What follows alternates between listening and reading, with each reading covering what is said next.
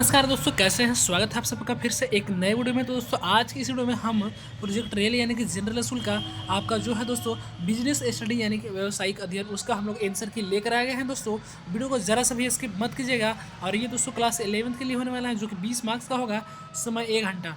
तो वीडियो को जरा सा भी स्किप मत कीजिए और दोस्तों इस वीडियो को अपने दोस्तों तक भी शेयर कीजिएगा ताकि वे भी इसका लाभ उठा सके। हाँ दोस्तों, और चैनल पे पहले जब विजिट करेंगे चैनल को सब्सक्राइब करके घंटी के निशान को दोस्तों ऑल पे दबा लेना है। और साथ ही डिस्क्रिप्शन में जो लिंक दिया जाता है आप लोग वहाँ जुड़ेगा, व्हाट्सएप पर लिंक दिया गया आप लोग जुड़ेगा, वहाँ पे पीडीएफ प्रोवाइड करवा दिया जाता है। चलो फिर बिना देर की आज की वीडियो शुरू करते हैं। ये रियल पेपर का दोस्तों आंसर की होने वाला है 100%। जी हाँ, रियल पेपर का आंसर की होने वाला है।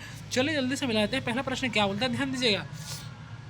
तो बोल देता है दोस्तों, क्या बोलता है कि आपके देश के सीमा पार वस्तुएं और सेवाएं खरीद या बिक्री को कहा जाता है, क्या कहा जाता है, आंतरिक व्यवहार या बाहरी या खुदरा या थोक। तो इसका सही ऑप्शन नंबर बी आएगा, यानी कि बाहरी व्यापार इसका हो जाएगा। अगला दोस्तों, मेट की रसीद कौन जारी करता है, ऑप्शन में शिपिंग कंपनी या कस्टम्स पदाधिकारी या पोर्ट पर्यवेक्षक या जहाज का कप्तान। तो इसका सही ऑप्शन नंबर ए आएगा, यानी दोस्तों शिपिंग कंपनी। अगला दोस्तों, WTO की स्थापना कब हुई, यानी कि वर्ल्ड ट्रेड ऑर्गेनाइजेशन 1 जुलाई 1995 या 1 जनवरी 1995 या 1 अप्रैल 1995 या उपरोक्त में से कोई नहीं। तो इसका सही ऑप्शन नंबर बी आएगा, यानी कि 1 जनवरी 1995 को। अगला प्रश्न दोस्तों, गोदाम में सामान रखने के लिए प्रवेश पत्र का रंग होता है, कैसा होता है, सफ़ेद, हरा, पीला, लाल।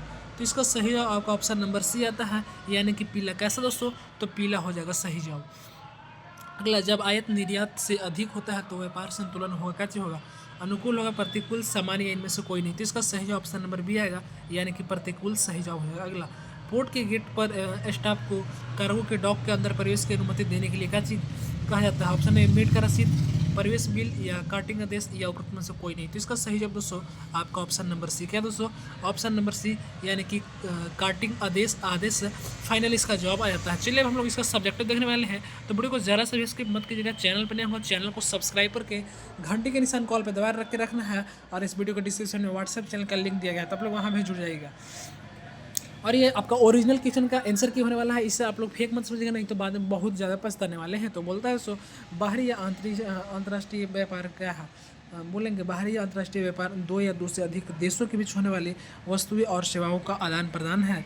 लिखेंगे यह व्यापार आयात किसी देश में सामान या सेवाएं लाना या निर्यात किसी विदेश देश के सामान या सेवाएं बेचना के रूप में हो सकता है। अंतर्राष्ट्रीय व्यापार में शामिल देश अक्सर संस्कृति, कानूनी और आर्थिक अंतरों के साथ साथ विभिन्न सरकारी नीतियों का पालन करते हैं। विदेशी व्यापार और विदेशी निवेश में अंतर है, क्योंकि व्यापार जो है मुख्य रूप से दोस्तों मूर्त वस्तुएं और सेवाओं में आदान प्रदान से संबंधित है, जबकि निवेश में दोस्तों परिसंपत्ति का अधिग्रहण शामिल होता है। क्या दोस्तों, अधिग्रहण। अगला दोस्तों, निर्यात जो है प्रोत्साहन क्या है, तो इसका आंसर लिखेंगे निर्यात प्रोत्साहन उन उपायों और नीतियों को संदर्भित करता है जिन्हें एक अपने घरेलू उत्पादों और सेवाओं से निर्यात को बढ़ाने के लिए अपनाता है। क्या करता है दोस्तों, अपनाता है। लिखेंगे इन उपायों का उद्देश्य दोस्तों निर्यातकों को प्रोत्साहित करना और अंतर्राष्ट्रीय बाजारों में उनकी प्रतिस्पर्धात्मक बढ़ाना है। भारत में ने दोस्तों सूचना प्रौद्योगिकी, फार्मास्यूटिक, वस्त्र और कृषि उत्पादों जैसे क्षेत्रों में निर्यात बढ़ाने के लिए विभिन्न प्रोत्साहित जो है नीतियाँ लागू की है। क्या की है, लागू की है। चलिए अगला प्रश्न देखते हैं क्या बोलता है। बोलता है विदेश व्यापार में प्रमुख विभिन्न भुगतान विधियों की व्याख्या करेंगे। आंसर लिखेंगे विदेश व्यापार में कई भुगतान जो है दोस्तों विधियाँ प्रयुक्त होते हैं, जिनमें मुख्य रूप से निम्नलिखित शामिल हैं। जैसे पहला, खुला खाता यानी कि ओपन अकाउंट दोस्तों, इसमें निर्यातक माल भेजने के बाद एक सहमत अवधि के भीतर भुगतान प्राप्त करता है। यह आमतौर पर दोस्तों तब उपयोग किया जाता है जब खरीदारी और विक्रेता के बीच मजबूती विश्वास होता है। अगला, दस्तावेजी संग्रह यानी कि डॉक्यूमेंट्री कलेक्शन। लिखेंगे इससे बैंक दोस्तों खरीदार से भुगतान या स्वीकृत प्राप्त करने के लिए विक्रेता की ओर से दस्तावेज संभालते हैं। क्या करते हैं, संभालते हैं। अगला लिखेंगे दोस्तों साख पत्र यानी कि लेटर ऑफ क्रेडिट LC। लिखेंगे यह सबसे सुरक्षित तरीकों में से एक है जहां खरीदारी का बैंक विक्रेता के भुगतान की गारंटी देता है दोस्तों, बशर्ते विक्रेता शिपिंग दस्तावेज में निर्देशित शर्तों को पूरा करता है। क्या करता है दोस्तों, पूरा करता है। अगला, अग्रिम भुगतान यानी कि एडवांस पेमेंट। लिखेंगे दोस्तों, लिखेंगे खरीदार माल प्राप्त करने से पहले ही पूरा या अधिकांश भुगतान कर देता है। यह विक्रेता के लिए दोस्तों सबसे सुरक्षित तरीका है। क्या है दोस्तों, सबसे सुरक्षित तरीका है। अगला, प्रत्यक्ष विदेश निवेश क्या है, तो इसका आंसर लिखेंगे प्रत्यक्ष विदेश निवास यानी कि FDI एक देश की इकाई द्वारा दूसरे देश में स्थित इस व्यवसाय में स्वामित्व हित के रूप में किया गया निवेश है।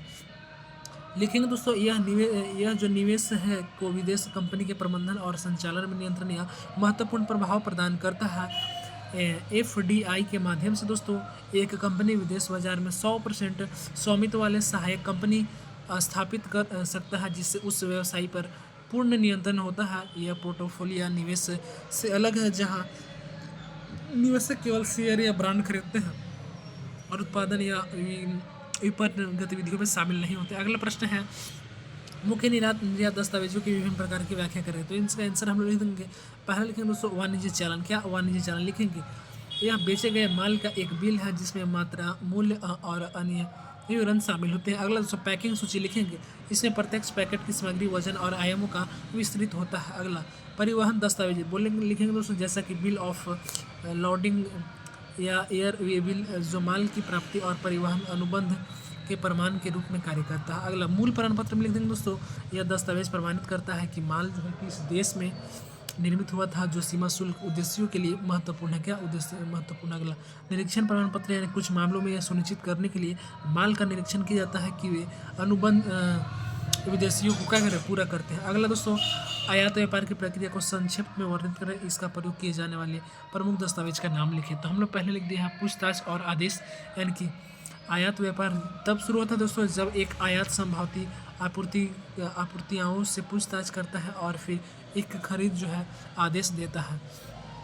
अगले लिखेंगे साख पत्र खोलना, यानी कि यदि भुगतान की विधि साख पत्र हो तो आयात का अपने बैंक के माध्यम से निर्यात के पक्ष में एक साख पत्र खोलता है। अगला शिपमेंट और दस्तावेजीकरण लिखेंगे। निर्यात माल भेजता है और आवश्यक दस्तावेज तैयार करता है, जिन्हें बाद में आयातक के बैंक के माध्यम से भेजा जाता है। क्या कहता है? भेजा जाता है। अगला माल की निकासी, आयात या उसका एजेंट सीमा शुल्क अधिकारियों के पास दस्तावेज जमा करता है, शुल्क का भुगतान करता है और माल की सीमा शुल्क से छुड़ाता है। इसका आंसर हो जाएगा फाइनल रूप से दोस्तों, आयात व्यापार की प्रक्रिया में उपयोग किए जाने वाले प्रमुख दस्तावेज में खरीद आदेश, साख पत्र, वाणिज्य चालान, पैकिंग सूची, बिल ऑफ लेडिंग और आयात लाइसेंस क्या चीज़ होते हैं, शामिल होते हैं। इस तरह से मैंने आंसर की बताने का प्रयास किया। सभी सब्जेक्ट का अपलोड हो गया, जाकर देख लीजिए। चैनल पर नहीं सब्सक्राइब करके घंटे के निशान कॉल पर दबा के, और आप लोग डिस्क्रिप्शन जो लिंक दे देता है आप लोग वहाँ पर जुड़िएगा, वहाँ पर पीडीएफ मिल जाएगा।